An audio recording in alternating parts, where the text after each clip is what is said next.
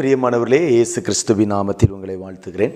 எசேக்கியேல் தீர்க்கதரிசியின் புஸ்தகம் 36வது அதிகாரம் 37வது வசனத்தின் முதல் பகுதியை வாசித்து பார்க்கிற போது, கர்த்தராகிய ஆண்டவர் சொல்லுகிறது என்னவென்றால், இஸ்ரவேல் வம்சத்தாருக்காக நான் இதை அனுக்கிரகம் செய்யும்படி அவர்கள் என்னிடத்தில் விண்ணப்பம் பண்ண வேண்டும் என்று ஆண்டவர் எசேக்கியேல் தீர்க்கதரிசியை கொண்டு சிறையிருப்பில் இருக்கிற இஸ்ரவேல் ஜனங்களோடு கூட கர்த்தர் பேசுகிறார்.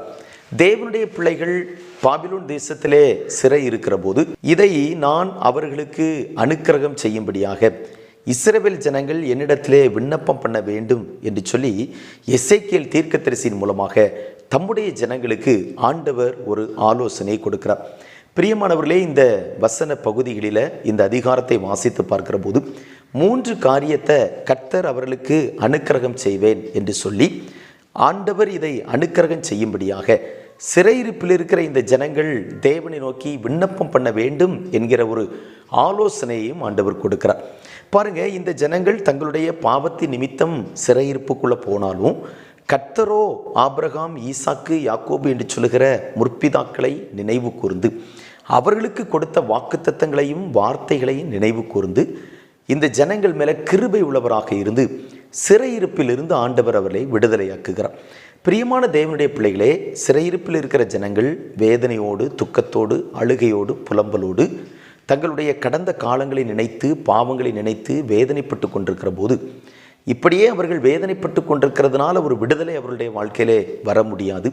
அதற்கு பதிலாக அவர்கள் தேவ சமூகத்திலே விண்ணப்பம் பண்ண வேண்டும் என்கிற ஆலோசனையை தீர்க்கதரிசியை கொண்டு கர்த்தர் தம்முடைய ஜனங்களுக்கு கொடுக்கிறார். பிரியமான தேவனுடைய பிள்ளைகளே, இன்றைக்கு நம்முடைய வாழ்க்கையிலும் அதே போல தான் நெருக்கங்கள், பாடுகள், சில போராட்டங்கள், பிரச்சனைகள் இருக்கிற போது இந்த துக்கமான காரியங்களையே நாம் நினைத்து வேதனைப்பட்டு கொண்டிருக்கிறதுனால வாழ்க்கையில் விடுதலை வரப்போகிறதில்லை. துக்கங்களும் உபத்திரவங்களும் ஒரு புறம் இருந்தாலும் நாம் தேவ சமூகத்திலே விண்ணப்பம் பண்ணுகிற போது தான் அந்த பாடுகளிலிருந்து கர்த்தர் நமக்கு ஒரு விடுதலையை தருகிறார். ஆகவே தேவனுடைய பிள்ளைகளாகிய நாம் தேவ சமூகத்திலே விண்ணப்பம் செய்கிறதற்கு எப்பொழுதும் ஆயத்தமாக இருக்கணும். இவர்கள் சிறையிருப்பின் தேசத்தில் வைக்கப்பட்டிருக்கிறாங்க. உபத்திரவங்கள் இருக்கிறது, போராட்டங்கள் இருக்கிறது. அதே நேரத்தில் இந்த சிறையிருப்புக்குள்ளே வருகிறதற்கு முன்பாக அவருடைய வாழ்க்கையில் இருந்த பாவங்கள் எல்லாவற்றையும் நினைத்து அவங்க வேதனைப்படுகிறாங்க, துக்கப்படுகிறாங்க. இந்த சூழ்நிலையில் ஆண்டவர் அவர்களை விடுதலையாக்க வேண்டும் என்று சொல்லி விரும்பி அவர்களுடைய ஜெபத்தை தேவன் எதிர்பார்க்கிறார். அவங்க ஜெபிக்க வேண்டும் என்று சொல்லுகிற, விண்ணப்பம் பண்ண வேண்டும் என்று சொல்லுகிற ஒரு ஆலோசனையை தீர்க்கதரிசியை கொண்டு கர்த்தர் பேசுகிறார். பிரியமான தேவனுடைய பிள்ளைகளே, இன்றைக்கு நம்முடைய வாழ்க்கையிலும் அதே போலத்தான் கடன் என்கிற ஒரு சிறையிருப்பு, தேவைகள் என்கிற சிறையிருப்பு, சத்துருவினுடைய போராட்டம் என்கிற சிறையிருப்பு, இப்படி பல விதத்திலும் வேதனைகளையும் துக்கத்தையும் தேவனுடைய பிள்ளைகள் அனுபவிக்கிற போது அவர்கள் தங்களுடைய வாழ்க்கையிலே ஜெபத்திற்கு முக்கியத்துவம் கொடுக்க வேண்டும். ஜெபத்தின் மூலமாக தேவனிடத்திலிருந்து ஒரு விடுதலையை பெற்றுக்கொள்ள வேண்டும். ஜெபிக்கிறதின் மூலமாக தேவனுடைய அனுக்கிரகத்தை பெற்றுக்கொள்ள வேண்டும் என்று சொல்லி தான் தேவன் விரும்புகிறார். உபத்திரவம் தான், பாடுகள் தான். அவங்க சிறையிருப்பின் தேசத்தில் தான் இருக்கிறாங்க. கர்த்தர் அவர்களிடத்தில் எதிர்பார்க்கிறது ஜெபத்தை எதிர்பார்க்கிறார். ஒருவேளை அவருடைய வாழ்க்கை, அவருடைய குடும்பம், அவருடைய சரீரம் ஒரு சிறையிருப்புக்குள்ளே போனாலும் பாருங்கள், அவர்கள் தங்களுடைய நாவினாலே தேவனுடைய சமூகத்திலே விண்ணப்பம் பண்ண வேண்டும் என்பதையே ஆண்டவர் விரும்புகிறார். அந்த ஜெபத்தை கேட்டுத்தான் நான் அவருடைய வாழ்க்கையிலே அற்புதத்தை செய்ய முடியும் என்கிறதற்காகவே தீர்க்கதரிசியை கொண்டு கர்த்தர் பேசுகிறார். பிரியமான தேவனுடைய பிள்ளைகளே, 3 விதமான ஆசீர்வாதத்தை ஆண்டவர் இங்கே இவங்களுக்கு வாக்குத்தத்தம் பண்ணுகிறார். இந்த 3 விதமான நன்மைகளை இவர்களுக்கு ஆண்டவர் அனுக்கிரகம் செய்யும்படியாகத்தான் தேவ சமூகத்தில் அவங்க ஜெபிக்கணும் அப்படின்னு ஆண்டவர் தீர்க்கதரிசியை கொண்டு இஸ்ரவேல் ஜனங்களோடு கூட பேசுகிறார். ஒன்று, அவருடைய சிறையிருப்பு திரும்புகிற ஒரு ஆசீர்வாதம். இரண்டாவது, அவர்களுக்குள்ள தேவன் ஒரு பரிசுத்தத்தை கொடுப்பேன் என்று சொல்கிறார்.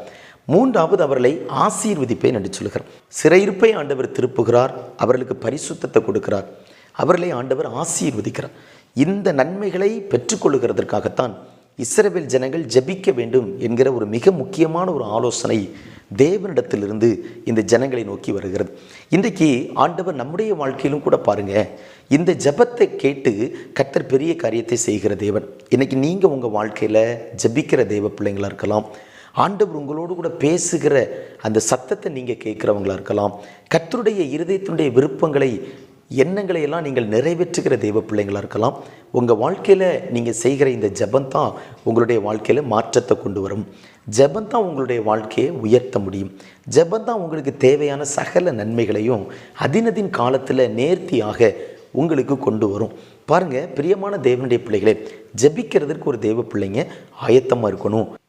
இஸ்ரவேல் ஜனங்கள் பாபிலோன் தேசத்திலே சிறை கைதிகளாக, அடிமைகளாக அங்கே போன போது அவங்க ஜெபிக்க வேண்டும் என்கிற மிக முக்கியமான ஒரு ஆலோசனையை ஆண்டவர் கொடுக்கிறார். அந்த ஜெபத்தினுடைய விளைவாக அவருடைய வாழ்க்கையில் அற்புதங்கள் நடக்கிறது. ஒருவேளை தேவன் நியமித்தபடி 70 ஆண்டுகள் அவங்க இந்த சிறைச்சாலையின் அனுபவத்துக்குள்ளே இருந்தாலும், சிறையிருப்பின் தேசத்தில் அவங்க இருந்தாலும், தேவனால் குறிக்கப்பட்ட அந்த சரியான நேரத்தில் விடுதலையும் ஆசீர்வாதத்தையும் பெற்றுக்கொள்கிறதற்கு இந்த ஜனங்களுக்கு உதவியாக இருந்தது ஜெபந்தான். பிரியமான தேவனுடைய பிள்ளைகளே, இன்றைக்கி உங்கள் வாழ்க்கையிலும் கூட ஆண்டவர் குறித்திருக்கிற நாட்களில், கர்த்தர் குறித்திருக்கிற வருஷத்தில் உங்களுக்கு அற்புதங்களும் அடையாளங்களும் நடக்கலாம். கர்த்தர் உங்களுக்கு விடுதலையும் சமாதானத்தையும் தருகிற அந்த காலம் வருகிறது வரையிலும் ஜெபிக்காமல் ஒரு தேவனுடைய பிள்ளைங்க இருந்து விடக்கூடாது. ஜெபத்தை விட்டு விடக்கூடாது. தொடர்ந்து தேவ சமூகத்தில் ஜெபிக்கணும். அவங்க சிறையிருப்பின் தேசத்தில் தான் இருக்கிறாங்க. சிறையிருப்பின் தேசத்தில் இருக்கும்போது தான் இந்த ஆலோசனையை ஆண்டவர் பேசுகிறார். அதே தேசத்தில் இருந்து அவங்க கர்த்தரை நோக்கி விண்ணப்பம் பண்ணுகிறாங்க. ஒருவேளை இதுவரையிலும் புலம்பிக் கொண்டிருக்கிறாங்க, இதுவரையிலும் அழுது கொண்டிருக்கிறாங்க. எப்பொழுது எங்களுடைய வாழ்க்கையிலே மாற்றம் வரும் என்று சொல்கிற ஒரு நம்பிக்கை இல்லாத ஒரு நிலைமையில் இருக்கிறாங்க. ஆனால் பாருங்கள், அவங்களுக்கு கொடுக்கப்படுகிற ஆலோசனை என்னவென்றால், முழங்கால தேவ சமூகத்தில் முடக்கி ஜெபிங்க. நீங்கள் ஜெபித்தா போதும். இப்போ இருக்கிற இந்த உபத்திரவம், இப்பொழுது இருக்கிற பாடுகள் எல்லாவற்றிலும் இருந்து உங்களுக்கு விடுதலை வரும் என்று சொல்கிற நல்ல வார்த்தை அவர்களுக்கு கிடைக்கிறது. இன்றைக்கு கர்த்தருடைய ஆவியானவர் உங்களோடு கூட பேசி கொண்டிருக்கிறார். நீங்களும் சிறையிருப்பில் தான் இருக்கிறீங்க, உபத்திரவத்தில் தான் இருக்கிறீங்க, நெருக்கத்தில் தான் இருக்கிறீங்க. இந்த போராட்டத்திலிருந்து உங்களுக்கு விடுதலை வேண்டுமானால் ஜெபித்தால் மட்டும்தான் முடியும். நீங்கள் தேவ சமுத்திரம் முழங்கால் படிடுங்க, கர்த்தரை நோக்கி கூப்பிடுங்க. நிச்சயமாக ஆண்டவர் உங்களுடைய வாழ்க்கையை விடுதலை தந்து உங்களை அவர் ஆசீர்வதிப்பார். இன்றைக்கி சத்துருவினால் உங்களுடைய குடும்பம் சிறைப்பிடிக்கப்பட்ட நிலைமையில் இருக்கிறதா? எவ்வளவோ நீங்கள் ஜெபித்திருக்கிறீங்க. எத்தனையோ ஊழியக்காரரிடத்தில் ஜெப உதவியை நீங்கள் எதிர்பார்த்துருக்கிறீங்க. ஆனாலும் உங்களுடைய வாழ்க்கையிலே இன்னும் ஒரு விடுதலை இல்லாத நிலைமையிலே இருப்பீர்கள் என்று சொன்னால், உங்கள் தனிப்பட்ட ஜெப வாழ்க்கை எப்படி இருக்கிறது என்பதை ஆராய்ந்து பாருங்கள். ஒருவேளை ஊழியர்கள் உங்களுக்காக ஜெபித்திருக்கலாம், சபையார் உங்களுக்காக ஜெபித்திருக்கலாம், உங்களுடைய நண்பர்கள், குடும்பத்தாரெல்லாம் உங்களுக்காக ஜெபித்திருக்கலாம். ஆனால் பாதிக்கப்பட்டிருக்கிற நீங்கள் தேவ சமூகத்தில் ஜெபிக்கிறீங்க. பாடுகளையும் துன்பத்தை அனுபவிக்கிற நீங்கள் தேவ சமூகத்தில் ஜெபிக்கிறீங்களா? கர்த்தர் அந்த ஜனங்களுக்கு எப்படி ஆலோசனை கொடுக்கிறார் பார்த்தீங்களா? அவங்க சிறையிருப்பின் தேசத்தில் தான் இருக்கிறாங்க, நெருக்கத்தில் தான் இருக்கிறாங்க. ஆனால் ஆண்டவர் சொல்கிறார், அவர்கள் தான் என்னிடத்திலே விண்ணப்பம் பண்ண வேண்டும். அவர்கள் இதை என்னுடைய சமூகத்திலே விண்ணப்பம் பண்ணும்போது நான் இதை அவர்களுக்கு அனுக்கிரகம் செய்ய முடியும் என்று சொல்லி கர்த்தர் தம்முடைய ஜனங்களோடு கூட பேசுகிறார். பாருங்கள், விடுதலையை தருகிறது ஆண்டவராகிய இயேசு கிறிஸ்து தான். அவர் யாருடைய முகத்தை பார்த்து விடுதலை கொடுக்கிறார்? ஒரு ஊழியக்காரருடைய முகத்தை பார்த்து விடுதலை கொடுக்கிறாரா? அல்லது நம்முடைய உறவினருடைய முகத்தை பார்த்து விடுதலை கொடுக்கிறாரா? யாரோ நமக்காக ஜெபிக்கிறாங்களே, அந்த ஜெபத்தை கேட்டு ஆண்டவர் விடுதலை கொடுக்கிறாரா? இல்லை, அவர் உங்கள் முகத்தை பார்த்து தான் உங்களுக்கு விடுதலை தருகிறார். உங்கள் ஜெபத்தை கேட்டு தான் உங்களுக்கு விடுதலை தருகிறார். ஆகவே தேவ பிள்ளைகளே, பாதிக்கப்பட்டிருக்கிற பாடுகளின் நடுவில் துக்கத்தோடு கூட இருக்கிற தேவ பிள்ளைகளுடைய ஜெபம் தேவ சமூகத்தில் விலையேறப்பட்டது. அதனால தான் சங்கீதங்களின் புத்தகத்தில் வாசிக்கிறோம், ஆபத்து காலத்தில் என்னை நோக்கி கூப்பிடு, நான் உன்னை விடுவிப்பேன், நீ என்னை மகிமைப்படுத்துவாய். உன்னுடைய வாழ்க்கையில் ஆபத்து வந்திருக்கிறது, உன்னுடைய வாழ்க்கையில் நெருக்கம் இருக்கிறது. இந்த நெருக்கத்தில் இருந்து நீ என்னை நோக்கி கூப்பிடு, நான் உன்னை விடுதலையாக்குவேன். அப்போ தான் நீ என்னை மகிமைப்படுத்த முடியும் என்று கர்த்தர் சொல்லுகிறார். ஆகவே தேவனுடைய பிள்ளைகளே, நீங்கள் நெருக்கத்தில் இருந்தாலும், தேவைகளின் மத்தியில் இருந்தாலும் தேவ சமூகத்தில் ஜெபம் பண்ணுங்க. உங்கள் ஜெபம் விலையேறப்பெற்றது. உபத்திரவப்படுகிறார்களே, அந்த உபத்திரவப்படுகிறவருடைய உபத்திரவத்தை தேவன் அற்பமாக எண்ணவே மாட்டார், அருவருக்கவே மாட்டார், தம்முடைய முகத்தை அவர்களுக்கு மறைக்கவே மாட்டார். அவர்கள் கர்த்தரை நோக்கி கூப்பிடும்போது அவருடைய ஜெபத்திற்கு அவர் உடனே பதில் கொடுக்கிறார். இங்கே இஸ்ரவேல் ஜனங்கள் அடிமைத்தனத்தில் இருக்கிறார்கள், சிறையிருப்பில் இருக்கிறார்கள். அவர்களை விண்ணப்பம் பண்ணும்படிக்கு சொல்லு என்று ஆண்டவர் எசேக்கியேல் தீர்க்கதரிசியை கொண்டு பேசுகிறார். பாருங்க, அப்போ சிறையிருப்பில் யார் இருக்கிறார்களோ அவங்க தான் தேவ சமூகத்தில் ஜெபிக்கணும். யார் உபத்திரவப்படுகிறாங்களோ அவங்க தான் ஜெபிக்கணும். யாருக்கு தேவை இருக்கிறதோ அவங்க தான் தேவ சமூகத்தில் ஜெபிக்கணும். யாருக்கு கர்த்தர் அற்புதத்தை செய்யணுமோ அவங்க தான் தேவ சமூகத்தில் ஜெபிக்கணும். யாருடைய வாழ்க்கையில் சத்ரு போராடி கொண்டிருக்கிறானோ அவங்க தான் தேவ சமூகத்தில் ஜெபிக்கணும். யாருடைய உள்ளத்தில் சமாதானம் இல்லாமல், யார் இன்றைக்கு முள்ளுகளின் நடுவில் வைக்கப்பட்டிருக்கிறது போல குடும்ப பிரச்சனைகளிலும் போராட்டத்தின் நடுவில் வாழ்ந்து கொண்டிருக்கிறார்களோ அவங்க தான் தேவ சமூகத்தில் ஜெபிக்கணும். அந்த ஜெபம் தான் விலையேறப்பெற்றது. அந்த ஜெபம் தான் பலமுள்ள ஒரு ஜெபம். அந்த ஜெபத்தை கேட்கிற கர்த்தர் நிச்சயமாக இந்த போராட்டத்திலிருந்து ஜெபிக்கிற தம்முடைய ஜனத்தை அவர் விடுதலையாக்குவார். நீங்கள் தேவ சமூகத்தில் ஜெபித்து பாருங்கள், உங்களுடைய வாழ்க்கையில் நிச்சயமாக அவர் அற்புதத்தை செய்வார். இஸ்ரவேல் ஜனங்கள் உபத்திரவத்தை நினைத்து புலம்பிக் கொண்டிருக்கிறாங்க, பாடுகளை நினைத்து புலம்பிக் கொண்டிருக்கிறாங்க. கர்த்தர் ஒரு நம்பிக்கையான ஒரு ஆலோசனையை கொடுக்கிறார் பாருங்கள். நீங்கள் ஜெபிங்க, இந்த போராட்டங்கள் நீங்கும், இந்த உபத்திரவங்கள் நீங்கும், இப்படிப்பட்ட ஆசீர்வாதங்களெல்லாம் நான் உங்களுக்கு அனுக்கிரகம் பண்ணுவேன் என்று சொல்லுகிறேன். அன்புக்குரிய தேவனுடைய பிள்ளைகளே, இந்த ஜனங்கள் சிறையிருப்புக்குள்ளே போனதுக்கு காரணம் பாவம். ஆனால் இப்பொழுது கர்த்தர் அந்த பாவத்தை மன்னித்து அந்த ஜனங்களுடைய விண்ணப்பத்தை கேட்டு சிறையிருப்பிலிருந்து அவங்களை வெளியே கொண்டு வருவேன் என்று சொல்கிறார். இன்றைக்கி நம்முடைய வாழ்க்கையிலும் சில பாடுகள் உபத்திரவங்கள் வந்திருக்கிறதுக்கு காரணம் நம்முடைய பாவம்தான். சில நேரங்களில் நம்மால் அதை ஏற்றுக்கொள்ள முடியாது. ஆனால் தனித்து தேவ சமூகத்தில் உட்கார்ந்து உங்களுடைய வாழ்க்கையை யோசித்து பாருங்கள். இன்றைக்கி இந்த உபத்திரவம் வந்திருக்கிறதே, இந்த பிரச்சனை வருகிறதுக்கு முன்னே நான் எப்படி வாழ்ந்து கொண்டிருந்தேன், சில வருடங்களுக்கு முன்பாக, சில மாதங்களுக்கு முன்பாக என்னுடைய பேச்சு எப்படி இருந்தது, என்னுடைய வாழ்க்கை எப்படி இருந்தது, எந்தெந்த இடத்துலலாம் தேவனுக்கு பிரியமில்லாத காரியத்தை செய்திருக்கிறேன், கொஞ்சம் யோசித்து பாருங்கள். அந்த உணர்வை தேவன் உங்களுக்கு தருவார். எந்த இடத்தில் நீங்கள் தவறு செய்தீர்களோ அதை உங்களுக்கு உணர்த்தி தருவார். இந்த இஸ்ரவேல் ஜனங்களிடத்தில் எப்பொழுதுமே ஒரு காரியம் இருக்கும் பாருங்கள். அவங்க சுகமாக வாழும்போது, நல்லா இருக்கும்போது, தங்களுடைய சுய தேசத்தில் இருக்கும்போது தேவனை குறித்த பயமே அவங்களுக்கு இருக்காது. துணிகரமாக பாவம் செய்வாங்க, விரும்பி பாவம் செய்வாங்க. தீர்க்கதரிசிகள் மூலமாய் சொல்லப்படுகிற வார்த்தைக்கு கூட அவங்க இடம் கொடுக்கவே மாட்டாங்க. ஆனால் சிறையிருப்புக்குள்ளே போன உடனே ஒரு காரியத்தை உணருவாங்க, இந்த உபத்திரவம் இந்த பாடுகளெல்லாம் எங்கள் பாவத்தினால்தான் வந்தது. ஏன்னா நாங்கள் ஆராதிக்கிற எங்கள் தேவன் ஜீவனுள்ள தேவன். அப்போ ஜீவனுள்ள தேவனுடைய பிள்ளைகளாகிய நாங்கள் இந்த சிறையிருப்புக்குள்ளே வரணும்னா இந்த உபத்திரவத்திலும் இந்த பாடுகளிலும் அகப்பட வேண்டும் என்று சொன்னால் கர்த்தர் எங்களை இந்த பாடுகளுக்குள்ளாக தள்ளுகிறதில்ல, எங்கள் பாவத்து நிமித்தமாகத்தான் இந்த சிறையிருப்பில் வந்திருக்கிறோம் என்பதை இஸ்ரவேல் ஜனங்கள் ஒவ்வொரு தருணத்திலும் உணர்வார்கள். அன்புக்குரிய தேவனுடைய பிள்ளைகளே, இந்த உணர்வு தான் இன்றைக்கி தேவ பிள்ளைகளுக்கு வேணும். நம்முடைய பாவத்து நிமித்தமாகத்தான் நமக்கு வெட்கம் வருகிறது. நம்முடைய பாவத்து நிமித்தமாகத்தான் சில ஆக்கினைகளையும் துன்பங்களையும் நாம் அடைகிறோம். ஒன்றிலே நம்முடைய பாவத்து நிமித்தம் நமக்கு ஆக்கினையும் துன்பமும் வரலாம், அல்லது நம்மை சார்ந்தவர்கள் நம்முடைய வீட்டார் அவருடைய பாவங்கள் மீறுதலின் நிமித்தம் கூட நம்முடைய வாழ்க்கையிலே சில உபத்திரவங்களும் பிரச்சனைகளும் வரலாம். யோசித்து பாருங்கள். நம்முடைய தேவனாகிய கர்த்தரோ அக்கிரமங்கள் பாவங்கள் மீறுதல்கள் எல்லாவற்றையும் மன்னித்து அவருக்கு பயப்படுகிறவர்களுக்கு 1000 தலைமுறை மட்டும் இரக்கம் செய்கிறதே. ஏன் தேவ பிள்ளைகளுடைய வாழ்க்கையில் உபத்திரவங்கள் வருகிறது, பாடுகள் வருகிறது? ஒன்று தேவ பிள்ளைகளுடைய வாழ்க்கையில் இருக்கிற பாவம், அல்லது அவர்களை சார்ந்த அவர்களுடைய வீட்டார் இடத்துல இருக்கிறதான பாவங்கள். அது நிமித்தமாக தான் தேவ பிள்ளைங்க இன்றைக்கி சிறுமைப்படுத்தப்படுகிறாங்க, நிந்தைகளை அவமானத்தை அடைகிறாங்க. தேவ சமூகத்தில் புறப்பட்டு போய் தங்களுடைய வாழ்க்கையை ஆராய்ந்து பார்த்து தங்களுடைய வாழ்க்கையை கர்த்தருடைய கரத்தில் ஒப்பு கொடுத்து சீர்படுத்த வேண்டிய பகுதிகளை சீர்படுத்தி கர்த்தருக்கு முன்பாக போய் நின்று பாருங்கள். உங்கள் வாழ்க்கையை அவர் பிரகாசிக்கும்படிக்க செய்வார். எல்லா வேதனைகளின் துக்கங்களும் நீங்கும்படிக்க செய்வார். உங்களை அவர் ஆசீர்வதிப்பார். சிறையிருப்பு நீங்குகிற ஒரு மிகப்பெரிய நன்மையை ஆண்டவர் இங்கே அவர்களுக்கு அனுக்கிரகம் செய்வேன் என்று சொல்கிறார். உபத்திரவத்தில் இருக்கிறவங்க தான் ஜெபிக்கும், நெருக்கத்தில் இருக்கிறவங்க தான் கர்த்தரை நோக்கி கூப்பிடும். அந்த ஜெபம் மிகவும் விலையேறப்பெற்றது. அப்போ உபத்திரவப்படுகிற வேதனையோடு துக்கத்தோடு கூட இருக்கிற ஒவ்வொரு மனிதனிடத்திலும் தேவன் எதிர்பார்க்கிறது என்னன்னா, அவங்க முழங்கால் படிட்டு தேவ சமூகத்திலே ஜெபிக்க வேண்டும் என்பதையே விரும்புகிறார். அப்படி தேவ சமூகத்திலே விண்ணப்பம் பண்ணும்போது அவங்க வாழ்க்கையில் இருக்கிற உபத்திரவத்தை கர்த்தர் நீக்கி விடுகிறார். ஜெபிக்கிறதுக்கு ஆயத்தப்படுங்க, ஜெபத்துக்கு முக்கியத்துவம் கொடுங்க, ஜெபிக்க வேண்டும் என்கிற ஒரு ஆசை உங்களுக்குள் உண்டாகட்டும். உபத்திரவத்தில் இருக்கிறவங்க ஜெபிக்கிறது எளிமையான காரியமா? யோசித்து பாருங்கள். அந்த பாடுகளும் துன்பங்களும் நம்முடைய வாழ்க்கையில் சூழ்ந்திருக்கும் போது நம்மளால் ஜெபிக்க முடியாது, ஜெபம் வராது. சில நேரங்களில் அந்த பாடுகளை நினைத்து நம்ம வேதனைப்படுவோம். கர்த்தருக்கு மேலே கூட நமக்கு கோபம் வரும். நான் ஆண்டவருடைய பிள்ளை தானே, ஏன் எனக்கு இந்த வேதனை, ஏன் எனக்கு இந்த துக்கம் அப்படின்னு நம்ம சோர்ந்து போகிறது உண்டு. அன்புக்குரிய தேவனுடைய பிள்ளைகளே, இந்த ஜனங்களுக்கும் அந்த சோர்வு இருந்தது உண்மைதான். ஆனால் ஆலோசனையை கேட்ட உடனே ஜெபிக்கும்படி ஆயத்தப்பட்டாங்க. அவங்க வாழ்க்கையில் ஆண்டவர் ஆசீர்வாதத்தை கட்டளையிட்டார். இன்றைக்கி தேவ சமூகத்தில் இருக்கிற தேவனுடைய பிள்ளைகளே, உங்கள் வாழ்க்கையை நீங்கள் யோசித்து பாருங்கள், உங்கள் வாழ்க்கையை ஆராய்ந்து பாருங்கள், கர்த்தருடைய சமூகத்தில் ஒப்பு கொடுங்க, ஜெபிங்க. உங்கள் வாழ்க்கையில் கர்த்தர் பெரிய காரியத்தை செய்யும். அவரால் சிறையிருப்பிலிருந்து விடுதலை தர முடியும்.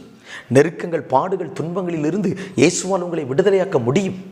ஆனால் இந்த உபத்திரவத்திலிருந்து வெளியே வந்து ஆசீர்வாதத்தை பெற்றுக்கொள்கிறதற்கு எந்த அளவுக்கு நான் தேவ சமூகத்தில் ஜெபிக்கிறேன் அதை தான் கர்த்தர் கவனிக்கிறார். எந்த அளவுக்கு நீங்கள் தேவ சமூகத்தில் ஜெபிக்கிறீர்கள் அதை கர்த்தர் கவனிக்கிறார்.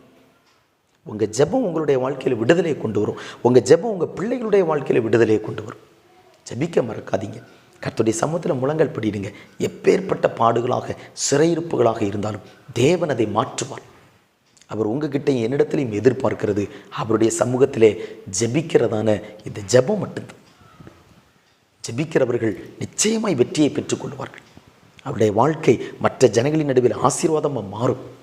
ஒருவேளை இன்னைக்கு நீங்கள் உங்களுடைய வீட்டில் உள்ளவர்களுடைய ஆசீர்வாதத்துக்காக, விடுதலைக்காக, சமாதானத்துக்காக ஜெபித்து கொண்டே இருக்கிறீங்களா? நிச்சயமாக உங்கள் வாழ்க்கையில் அவர் அற்புதத்தை செய்வார். உங்கள் ஜெபம் ஒரு நாளும் தோல்வியாக மாறாது. இந்த ஜெபம் வெற்றியாகத்தான் மாறும். இந்த ஜெபத்தினுடைய விளைவை கண்டு நீங்கள் தேவனை மகிமைப்படுத்துவீர்கள். நான் தேவ சமூகத்தில் ஜெபித்தது விருதாவாய் போகவில்லை. கர்த்தருக்குள் நான் பட்ட பிரயாசங்கள் விருதாவாய் போகவில்லை. நான் எதிர்பார்த்த, நான் விரும்பின நன்மைகளை ஆண்டவர் எனக்கு தந்து என்னை ஆசீர்வதித்திருக்கிறார் என்று நீங்கள் சாட்சி சொல்லுவீர்கள். உங்கள் வாழ்க்கை அப்படி தேவன் மாற்றுவார். அந்த ஜெபத்திற்கு அவ்வளவு வல்லமை இருக்கிறது. ஏனென்றால் வானத்தையும் பூமியை படைத்த சர்வ வல்லமையுள்ள தேவனுடைய சமூகத்தில் நம்ம ஜெபிக்கிறோம். அந்த ஜெபம் ஒரு நாளும் விருதாவாய் போகாது. அந்த ஜெபத்துக்கு ஏற்ற பலனை சரியான நேரத்தில் கர்த்தர் உங்களுக்கு தருவார். அன்புக்குரிய தேவனுடைய பிள்ளைகளே, இரண்டாவது, இந்த ஜனங்களை ஆண்டவர் பரிசுத்தப்படுத்துகிறார். இவர்களுக்கு தேவையான பரிசுத்தத்தை ஆண்டவர் கொடுக்கிறார் பாருங்க. அவருடைய சிறையிருப்பை ஆண்டவர் திருப்புகிறார். இரண்டாவது, அவர்களை பரிசுத்தப்படுத்துகிறார். ஜெபம் ஒரு மனிதனுடைய வாழ்க்கையில் பரிசுத்தத்தை கொண்டு வருகிறார். இந்த ஜனங்கள் பரிசுத்தம் இல்லாததுனால தான் சிறையிருப்புக்குள்ளே வந்தாங்க. பாவத்தின் நிமித்தமாகத்தான் இன்றைக்கு வேதனைப்பட்டு கொண்டிருக்கிறாங்க. பாருங்கள், அவருடைய துக்கத்துக்கும் வேதனைக்கும் சிறையிருப்புக்கும் காரணமாக இருந்த அந்த பாவத்தை நீக்கி கர்த்தர் அவரை பரிசுத்தப்படுத்தி விடுகிறார். தேவ ஜனங்கள் ஜெபிக்க ஆரம்பித்த உடனே சிறையிருப்புக்கும் உபத்திரவத்துக்கும் காரணமாக இருந்த பாவத்தை நீக்கி கர்த்தர் அவரை பரிசுத்தப்படுத்தி விடுகிறார். அப்போ ஜெபம் ஒரு மனிதனுடைய வாழ்க்கையில் பரிசுத்தத்தை கொண்டு வருகிறது. தேவ சமூகத்தில் போய் முழங்கல் படிட்டு ஆண்டவரை நோக்கி விண்ணப்பம் பண்ணுகிற ஒரு மனிதனுக்கு ஆண்டவர் செய்கிற மிகப்பெரிய ஒரு நன்மை என்னவென்றால், அந்த மனிதனுடைய வாழ்க்கையை பரிசுத்தப்படுத்துகிறார். பாவத்திலிருந்து அந்த மனிதனுக்கு விடுதலையை தருகிறார். இன்றைக்கி எந்த பாவத்தைலாம் உங்களால் விட முடியவில்லையோ அதுக்காக தேவ சமூகத்தில் ஜெபிங்க. தேவனுடைய உதவியை விரும்புங்க. இந்த பாவத்திலிருந்து என்னால் வெளியே வர முடியல ஆண்டவரே, இது பாவம் என்று தெரிகிறது, மீறுதல் என்று தெரிகிறது, இந்த பாவத்து நிமித்தமாகத்தான் என்னுடைய வாழ்க்கையில் சமாதானம் இல்லை என்று எனக்கு தெரிகிறது, ஆனாலும் இந்த பாவத்தை என்னால் விட முடியவில்லை, எனக்கு உதவி செய்யும் ஆண்டவரே. ஜெபித்து பாருங்கள். கர்த்தர் அந்த பாவத்தை உங்களுடைய வாழ்க்கையை விட்டு நீக்கி உங்களுக்கு பரிசுத்தத்தை தருவார். பிரியமான தேவனுடைய பிள்ளைகளே, இங்கே நம்ம வேதத்தில் என்ன வாசிக்கிறோம்? எசேக்கியேல் தீர்க்கதரிசியின் புஸ்தகம் 36வது அதிகாரம் 26வது வசனம் இப்படி சொல்கிறது: உங்களுக்கு நவமான இருதயத்தை கொடுத்து உங்கள் உள்ளத்திலே புதிய ஆவியை கட்டளையிட்டு கல்லான இருதயத்தை உங்கள் மாம்சத்திலிருந்து எடுத்து போட்டு சதையான இருதயத்தை உங்களுக்கு கொடுப்பேன். ஜபிக்கிற தேவ பிள்ளைகளுக்கு ஆண்டவர் என்ன நன்மையை செய்வேன் என்று சொல்லி வாக்குத்தத்தம் பண்ணியிருக்கிறார் பார்த்தீங்களா? நவமான இருதயத்தை அவர்களுக்கு கொடுப்பார். நவமான இருதயம் என்று சொல்லுகிற போது கீழ்ப்படிதலுள்ள ஒரு இருதயம். இந்த கீழ்ப்படிதலுள்ள இருதயத்தை அவங்களுக்கு கொடுத்து புதிய ஆவியை கொடுத்து அவங்க மாம்சத்தில் இருக்கிற அந்த கல்லான இருதயத்தை ஆண்டவர் எடுத்து போட்டு சதையான இருதயத்தை அவர்களுக்கு கொடுப்பேன் என்று சொல்லுகிறார். அதற்கு பிறகு அவர்கள் கர்த்தருடைய பிரமாணத்தின்படி நடப்பார்கள் என்று வேதம் சொல்லுகிறார். அப்போ ஒரு மனிதன் தேவனுடைய வார்த்தையை கேட்டு அதன்படி செய்து பரிசுத்தமான பாதையில் அவன் கடந்து போகணும்னா கர்த்தர் அந்த மனிதனுக்கு நவமான இருதயத்தை கொடுக்க வேண்டியிருக்குது. அந்த மனிதனுக்கு புதிய ஆவியை கொடுக்க வேண்டியிருக்குது. கல்லான இருதயத்தை இந்த மனிதனுடைய மாமிசத்திலிருந்து எடுத்து போட்டு சதையான இருதயத்தை தேவன் கொடுக்க வேண்டியிருக்கிறது. அதற்கு பிறகுதான் ஒரு மனிதன் வசனத்தின்படி நடந்து பரிசுத்தமாய் வாழ முடியும். யோசித்து பாருங்கள், பரிசுத்தம் எவ்வளவு விலையேற பெற்றது. எனக்கு பரிசுத்தத்தை தாரும் ஆண்டவரே, என்னை பரிசுத்தப்படுத்தும் என்று சொல்லி கேட்கிறதுனால் மட்டும் ஒரு மனிதனுடைய வாழ்க்கையில் பரிசுத்தம் வருகிறது இல்லை. தேவ சமூகத்தில் ஜெபிக்கணும். எப்படி ஜெபிக்கணும்? நவமான இருதயத்தை எனக்கு தாங்க, என்னுடைய உள்ளத்தில் ஒரு புதிய ஆவியை தாங்க, என்னுடைய மாமிசத்தில் இருக்கிற கல்லான இருதயத்தை எடுத்து போடுங்க, எனக்கு ஒரு சதையான இருதயத்தை தாங்க. அப்போ தான் நான் உங்கள் பிரமாணத்தின்படி நடக்க முடியும். ஆண்டவர் இந்த ஆசீர்வாதத்தை தான் அவர்களுக்கு அனுக்கிரகம் பண்ணுகிறார். பிரியமான தேவனுடைய பிள்ளைகளே, உபத்திரவங்கள், பாடுகள், நெருக்கங்கள் ஒரு தேவ பிள்ளையினுடைய வாழ்க்கையிலே அனுமதிக்கப்படுகிறது. எதற்காக என்று சொன்னால் அவர்களை பரிசுத்தத்தின் மேல் பரிசுத்தத்தை அடைய பண்ண, அவர்களை அழிக்கிறதற்கல்ல, பரிசுத்தத்தை கொடுப்பதற்காக. இஸ்ரவேல் ஜனங்கள் பாபிலோன் தேசத்தின் அடிமைத்தனத்திற்குள்ளாக வந்தார்கள். அவர்களுக்கு கிடைத்த பலன் பரிசுத்தம். அவங்க பரிசுத்தமாக்கப்பட்டு தூய்மையாக்கப்பட்டு தான் தேசத்தை விட்டு வெளியே புறப்பட்டு போவார்கள். அதுதான் அவர்களுக்கு கிடைத்திருக்கிற ஒரு ஆசீர்வாதம். ஏன் தெரியுமா? நலமாக இருக்கும்போது தேவனை தேட முடியவில்லை. தங்களுடைய சுய தேசத்தில் இருக்கும்போது பரிசுத்தமாக வாழ முடியலை. எல்லா ஆசீர்வாதங்களும் நன்மைகளும் கர்த்தர் அவர்களுக்கு கொடுத்திருந்த போது, கர்த்தர் கொடுத்த நன்மையை அவர்கள் அனுபவித்த போது பரிசுத்தத்தை மறந்து போயிட்டாங்க, கர்த்தரை மறந்து போயிட்டாங்க. உண்மை, நீதி, நியாயம் எல்லாவற்றையும் மறந்து போய்விட்டார்கள். தேவனை தேடுகிறதை மறந்து போய்விட்டார்கள். இப்போ சிறையிருப்புக்குள்ளே வந்த பிறகு இந்த உபத்திரவத்தின் நிமித்தம் கர்த்தரை நோக்கி கூப்பிடுகிறாங்க. நன்மையும் நலமும் ஆசீர்வாதமும் இருந்த காலத்தில் இல்லாத பரிசுத்தம் இப்பொழுது உபத்திரவத்துக்குள்ளே வந்த பிறகு அவருடைய ஜனங்களுக்கு கிடைக்கிறது. இன்றைக்கு நம்முடைய வாழ்க்கையில் அதே போல தான். நலமாக எல்லா ஆசீர்வாதங்களும் நன்மைகளும் இருக்கும்போது நாம் ஆண்டவரை தேடுகிறதில்லை. சில நேரங்களில் உபத்திரம் வரும்போது தான் கர்த்தரை தேடுகிறோம். சில நேரங்களில் துன்பங்கள் தான் நம்மை ஆண்டவரை தேடும்படிக்கு செய்கிறது. சில நெருக்கங்கள், வியாகுலங்கள் தான் தேவ சமூகத்திற்கு நேராக நம்மை தள்ளுகிறது. தேவ சமூகத்தில் அவங்க ஜெபித்ததுனால் அவர்களுக்கு கிடைத்தது பரிசுத்தம். அவர்களை பரிசுத்தப்படுத்தி தான் சிறையிருப்பிலிருந்து விடுதலையாக்குகிறார். தேவனுடைய பிள்ளைகளை நல்லா புரிந்து கொள்ளுங்க. உபத்திரவத்திலும் சிறையிருப்பிலும் வேதனையிலும் இருந்து எனக்கு விடுதலை வேண்டும் என்று நீங்கள் காத்திருக்கிறீங்க, ஜெபிக்கிறீங்க, விரும்புகிறீங்க. பாருங்கள், இந்த விடுதலையை எப்பொழுது கர்த்தர் தருகிறார்? உங்களை பரிசுத்தப்படுத்தி அதற்கு பிறகுதான் இந்த விடுதலையை உங்களுக்கு தருகிறார். ஆகவே தேவனுடைய பிள்ளைகளே, நெருக்கம் இருந்தாலும் உபத்திரவம் இருந்தாலும் உங்கள் பரிசுத்த ஜீவிதம் எப்படி இருக்கிறது என்று ஆராய்ந்து பாருங்கள். உங்கள் வாழ்க்கை தேவனுக்கு முன்பாக குற்றமற்றதாக இருக்கிறதா என்று யோசித்து பாருங்கள். ஏதாயிலும் குறைவுகள் உங்களிடத்தில் இருந்தால் அதை ஆண்டவர் உணர்த்தினால் உடனே அந்த பாவத்திலிருந்து வெளியே வாங்க. விடுதலைக்காக காத்திருங்க. அவர் வாக்குத்தத்தம் பண்ணின விடுதலை நிச்சயமாய் உங்களையும் உங்களுடைய குடும்பத்தையும் சந்திக்கும். மூன்றாவது, இவர்களை தேவன் ஆசீர்வதிக்கிறார். ஏன்னா இவங்க சிறையிருப்பின் தேசத்துக்குள்ளே போனதுனால ஆசீர்வாதத்தை இழந்துட்டாங்க, சொந்த இடத்தை இழந்துட்டாங்க, வீடு வாசல்களை இழந்துட்டாங்க, நன்மைகளை இழந்துட்டாங்க, தோட்டம் துறவுகளெல்லாம் இழந்துட்டாங்க. இவை எல்லாவற்றையும் ஆண்டவர் திரும்ப கொடுக்கிறார். இவங்க சிறையிருப்பின் தேசத்துக்குள்ளே போனதுனால இவர்கள் பட்டணம், இவருடைய வீடுகள், இவருடைய குடியிருப்புகளெல்லாம் பாழாய் போயிற்று. எல்லாவற்றையும் ஆண்டவர் திரும்ப தருகிறார். இந்த எசேக்கியேல் 36வது அதிகாரத்தில் நீங்கள் அதை வாசிக்க முடியும். இந்த ஆசீர்வாதத்தையெல்லாம் தேவன் அவர்களுக்கு திரும்ப கொடுக்கிறார். பாருங்கள், பாழாய் போனதை ஆசீர்வதிக்கிறார், இழந்து போன நன்மைகளை திரும்ப கொடுக்கிறார். அதுக்காக தான் சொல்லுகிறார், நீங்கள் ஜெபியுங்க. இன்றைக்கு உங்களுடைய குடும்பம் பாழாய் போய்விட்டது என்று நீங்கள் நினைக்கிறீர்கள். ஆசீர்வாதங்களை, நன்மைகளை நான் இழந்து போய் இன்றைக்கு நான் வேதனையோடு துக்கத்தோடு கூட திரிகிறேன் என்று நினைக்கிறீர்கள். ஜெபியுங்கள். இழந்து போன நன்மைகளை திரும்ப தருவார். இழந்து போன இடத்தை திரும்ப தருவார். இழந்து போன வீட்டை திரும்ப தருவார். இழந்து போன வேலையை திரும்ப தருவார். இழந்து போன ஒவ்வொரு ஆசீர்வாதங்களையும் நன்மைகளையும் திரும்பவும் தந்து உங்களை சந்தோஷப்படுத்துவார். நீங்கள் ஆசீர்வதிக்கப்பட்டவர்களாக இருப்பீர்கள். அதுக்கு தான் ஆண்டவர் அவருடைய ஜனங்களிடத்தில் சொல்லுகிறார், நீங்கள் ஜெபியுங்கள், என்னை நோக்கி விண்ணப்பம் பண்ணுங்க, இந்த ஆசீர்வாதங்களை உங்களுக்கு நான் அனுக்கிரகம் பண்ணுவேன்.